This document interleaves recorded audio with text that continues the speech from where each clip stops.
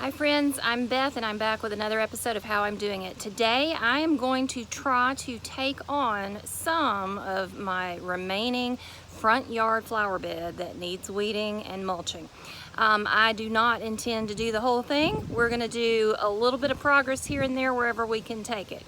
So this one though has been one that has been in the back of my mind for a while because it has a little poison ivy problem. And as you've heard me say a bazillion times, I had a bad poison ivy rash breakout earlier this summer.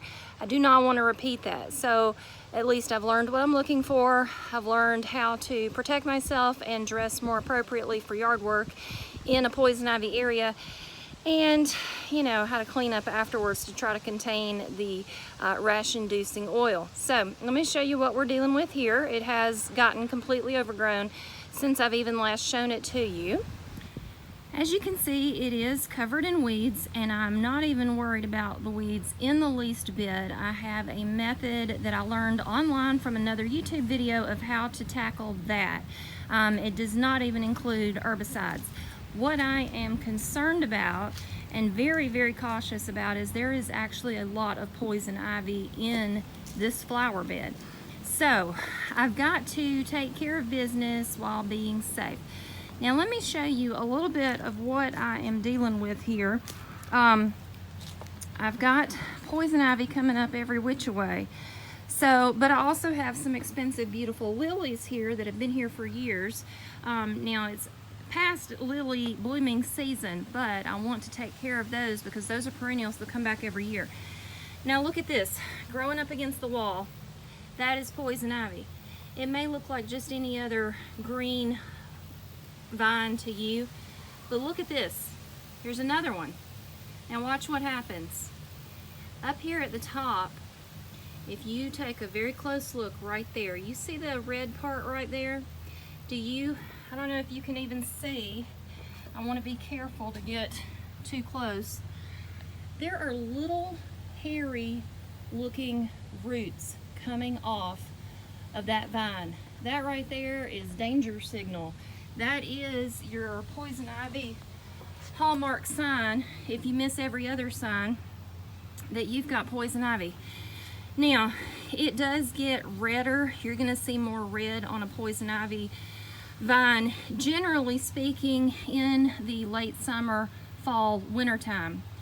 As the green starts to dissipate, the chlorophyll starts to dissipate, and it shows more of the red chemicals in the plant. Now, just because you don't see red does not mean it's not poison ivy though. Like over here, this part, it's hard to see any red, but trust me, that's poison ivy, and we're not going to mess with it. I mean, in a bad way. I am going to mess with it to evict it from my flower bed. It's got no business being here. I do need to trim the tops of my bushes, but like I said, a little bit at a time here and there, and we're going to do it safely. So look at me.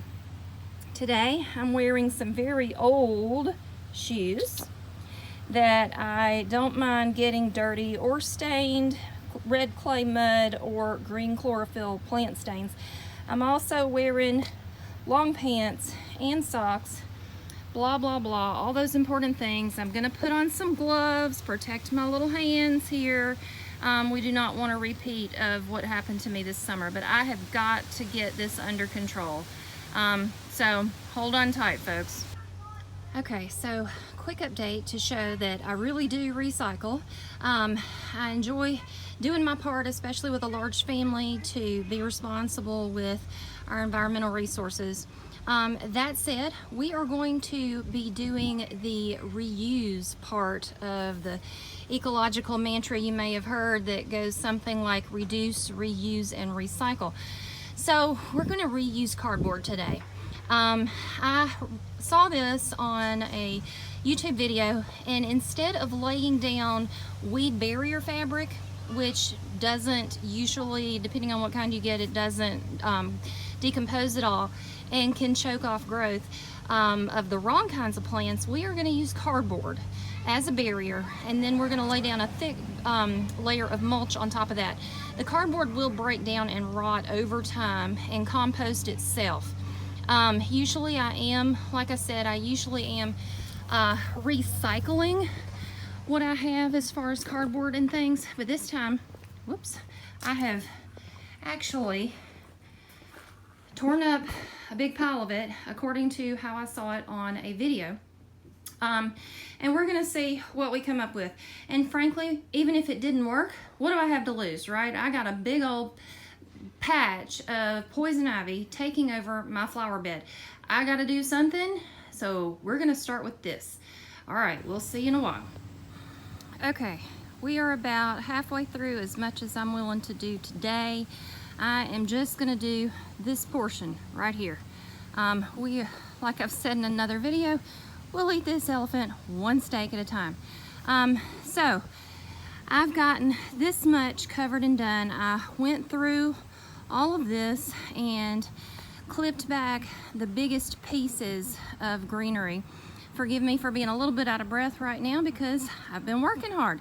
I did by hand cut with some hand clippers the top part of this set of bushes. It's not perfectly straight, but it doesn't have to be. It just looks better than it did before.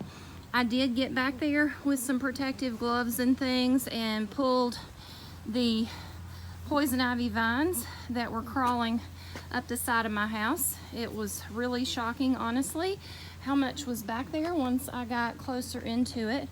Now, what is also surprising me is how much mulch I need for this. I had done some calculations before, but then I read online where it would be much more beneficial for me to use a deeper layer of mulch than I had originally planned. So therefore, my estimates, my math estimates, need some adjusting. This right here is 3 large bags of mulch. I've got 3 more to do the remainder right here. I'm piling it on very thick, and also you may be able to see on these bags there is some weed preventer in here. I know I said I wasn't going to use any chemicals, but I forgot, as far as no herbicide, I forgot that my mulch actually contains some herbicide in it. So I stand corrected on that, but you know, at this point I'm just glad to be seeing some progress. Like, just this little bit helps me to imagine what it's going to end up looking like. It gives me a ray of light. Even if I can just get this section done this weekend, I'm going to feel so much better about my yard, because I'll know, okay, this is what it's going to take to get the rest of it done on another weekend. And when people are walking up to my front door, or I'm walking up to my front door, I will be able to see a significant difference, at least in the part of the front yard area that we use the most. So the rest of this I will get to one day, all in due time. So anyway, I'm gonna sit here with my cardboard and puzzle piece this out. It's like a giant game of Tetris, really, except there's no time limit on you. By the way, I loved Tetris when I was a kid, still do. So you can see I've got these little pieces of cardboard up under here, and they are gonna choke off the weeds, and I worked it around my fancy lilies and things. Now, when I put these other pieces of cardboard that I have torn up here to meet it, I'm gonna have them overlapping by shoving the edges of these cardboard pieces up under the ones that are already existing. I want them to overlap. It will help to really choke out the weeds more. If these weeds are gonna come up through here, they are gonna have to work for it. I'm not gonna make it easy for them. Anyway, so let me give it another go. We'll see what we come up with. Okay, so here is a temporary section of my yard work here today. This is the part where you've got your cardboard overlapping. See, it's really just like puzzle pieces, except you don't want them to fit together exactly. You want them to overlap. It's not perfect, but that's, you know, it doesn't really matter if it's perfect, because ultimately this is all going to be underneath a nice thick layer of mulch. And so, you know, I'm happy with that. let's get this done. All right, the sun is starting to set, so you can see lots of shadows in here, but hopefully you can see I did get this whole section accomplished. I've got a very, very thick layer of mulch on there. I've got all my cardboard underneath. You can see the edges of the cardboard out this way, and that is on purpose because when I get out here, perhaps next weekend or the next, I want to be able to find where my edge is and slide cardboard up under that. Now it's going to be rainy and things like that over the next few days, but I think that's no matter. Ultimately, I'm going to be able to get this done piece at a time. Now, I was not wearing gloves when I was putting the mulch down because by that point I had already covered over everything with the poison ivy and all of that mess on the ground. So, and it was easier, frankly, to handle the bag, each bag with no gloves on. So, hopefully that works out for the best. I will tell you, we are having patches, if you can see, of gorgeous blue sky. And then we are starting to have some clouds creep in because that is from the outer sections of the hurricane weather system that came up through North Carolina.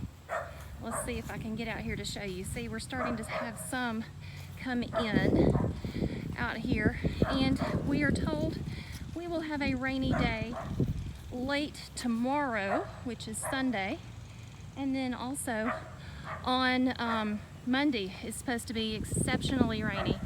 So, you know, it is what it is. I've made the best of this day and I'm really happy about that. So, talk to you later, folks. Again, I'm Beth, and that's how I'm doing it.